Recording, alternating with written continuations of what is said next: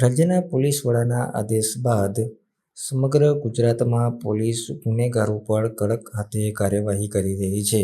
કચ્છમાં પણ કંઈક અસામાજિક તત્વો સામે પોલીસ આવી જ કાર્યવાહી કરી રહી છે.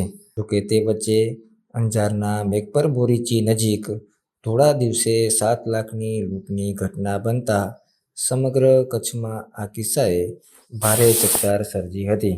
ફરિયાદીની ફરિયાદ મુજબ લાકડાના બેનસામાં કામ કરતા પ્રવીણ મેર પોતાના વ્યવસાયિક કામથી અંજારમાં આવેલી બેંકમાંથી રોકડ રૂપિયા 10 લાખ લઈ તેના માલિકને આપવા જઈ રહ્યો હતો, ત્યારે બે અજાણ્યા શખ્સોએ તેની એક્ટિવાને ટક્કર મારી તેની ડિક્કીમાંથી 7 લાખ રૂપિયાની લૂંટ કરી હોવાની કેફિયત આપી હતી. સમગ્ર ઘટનાએ પૂર્વ કચ્છ પોલીસની કામગીરી સામે અનેક સવાલો ઊભા કર્યા હતા, જેથી ન માત્ર સ્થાનિક પોલીસ પરંતુ અન્ય એજન્સીઓ પણ તપાસમાં જોડાઈ હતી. ત્યારે ગણતરીની કલાકોમાં પોલીસે આ લૂંટનો ભેદ ઉકેલી નાખ્યો છે. નવાઈ વચ્ચે આ લૂંટનું તરકટ રચનાર બીજું કોઈ નહીં પરંતુ ખુદ ફરિયાદી જ નીકળ્યો છે. પોલીસે આસપાસના વિસ્તારોના સીસીટીવી ચેક કરવા સાથે શકમંદો તથા ફરિયાદીની ઊંડાણપૂર્વક પૂછપરછ કરતા પ્રવીણ ભાકા મેરે જ પૈસાની જરૂરિયાત ઊભી થતા તથા આર્થિક તંગી દૂર કરવા માટે સમગ્ર લૂંટનું તરકટ રચ્યું હતું અને 7 લાખ રૂપિયા તેને તેના મિત્ર નાગપાલસિંહ ઉર્ફે બાચુ વિક્રમસિંહ ચુડાસમાને રાખવા માટે આપ્યા હતા. પોલીસે યુક્તિયુક્તથી તેની પૂછપરછ કરતા યુવક ભાંગી ગયો હતો અને સમગ્ર ઘટનામાં પોતે જ લૂંટનું ખોટું તરકટ રચ્યું હોવાની કબૂલાત આપી હતી.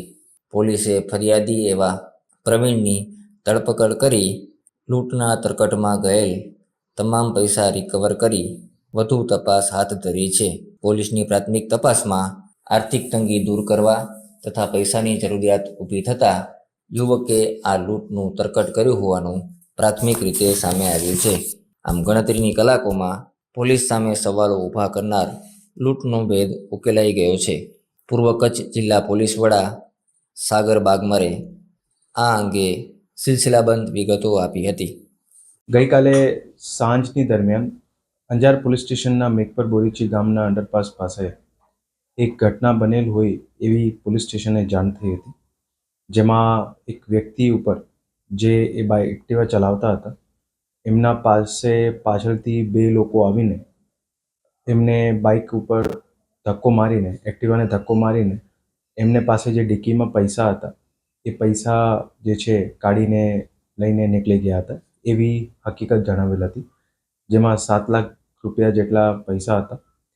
આ આખી હકીકત જે જણાવેલ અને આ જે લૂંટનો બનાવની જે જાહેરાત કરેલ એના પછી પ્રોબેશનર આઈપીએસ વિકાસ યાદવ, ડીવાયએસપી અંજાર અને અંજારની પોલીસ સ્ટેશનની ટીમ અને એલસીબી બધી અલગ અલગ ટીમો જે છે આમાં તપાસમાં લાગી હતી, કારણ કે બનાવ જે છે ગંભીર જાહેરાત થયેલ હતી અને પોલીસ દ્વારા આમાં તાત્કાલિક ગુનો પણ નોંધવામાં આવ્યો હતો બીએનએસની કલમ 309 અને 115 હેઠળ. પછી જ્યારે આખી તપાસ કરવામાં આવતી હતી અને જે પ્રમાણેની જાહેરાત થયેલ હતી એ પ્રમાણેની બધી અલગ અલગ એંગલ્સમાં પોલીસ દ્વારા તપાસ કરવામાં આવતી હતી અને સીસીટીવી ચકાસવામાં આવતા હતા.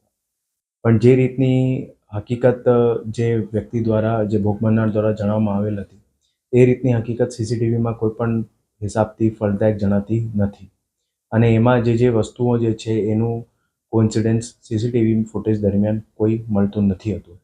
એટલે જે ભોગ બનનાર હતું એ પોતે શંકાના દાયરામાં લાગતું હતું અને પછી ઝીણવટભરી તપાસ કરતા ભોગ બનનાર જે છે એ પોતે જે છે આ આખા અંજામને એક ખોટી રીતે ઉપજાવેલ હતું અને એમાં પોતે એમને પૈસાની જરૂરિયાત હોય એના માટે અને પોતાની આર્થિક સ્થિતિ સારી રીતે થાય આ પર્સનલ બેનિફિટ માટે જે છે એના દ્વારા ભોગ બનનાર દ્વારા આખી જે સ્ટોરી ઉપજાવેલ હતી અને પછી એની વધારે તપાસ કરતા જે પૈસા હતા જેમાં 7 લાખ રૂપિયા હતા એ પોતે એમના મિત્રને જે છે આપી દીધેલા હતા વગર કોઈ વસ્તુ જણાવેલ કે શેના માટે અને શા માટે આપેલ છે. પછી પોલીસ દ્વારા એમને મિત્રને પણ બોલાવવામાં આવેલ અને એમને દ્વારા જે છે જેટલા પૈસા હતા એ બધા જે છે એ પોલીસને સોંપવામાં આવેલ છે. એટલે લૂંટ ના જે આખી હકીકતનું જે ટોટલ 7 લાખ રૂપિયા હતા એ મુદ્દામાલ રિકવર કરવામાં આવેલ છે અને જે ભોગ બનનાર છે એ જ પોતે આરોપી નીકળેલ છે. જે ગુનો દાખલ કરવામાં આવેલ છે એના અંતર્ગત પોલીસ દ્વારા આગળની તપાસ ચાલુ છે. આ આખી બનાવને સેન્સિટિવ રીતે લઈને જે આખી ટીમ દ્વારા આમાં ઝડપથી ડિટેક્શન કરવામાં આવ્યું છે અને જે એમાં કામગીરી કરવામાં આવી છે એમાં બધાને જે છે પ્રશંસાપત્ર જિલ્લા પોલીસ દ્વારા આપવામાં આવશે.